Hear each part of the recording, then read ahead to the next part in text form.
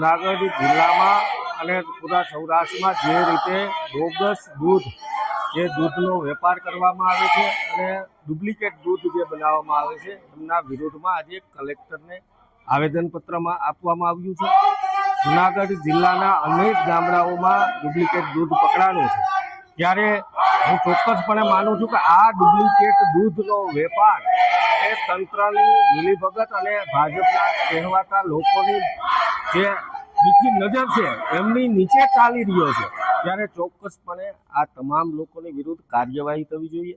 હું તમને હમણાં જ કહું, જાપોદરમાં પણ આ બનાવ બન્યો હતો અને કાલે ખડિયામાં જે બનાવ બન્યો એમને પણ દૂધ ઉત્પાદન જે દૂધનો ડુપ્લિકેટ કારોબાર કરતા હતા એમને એક દિવસમાં છોડી દેવામાં આવે।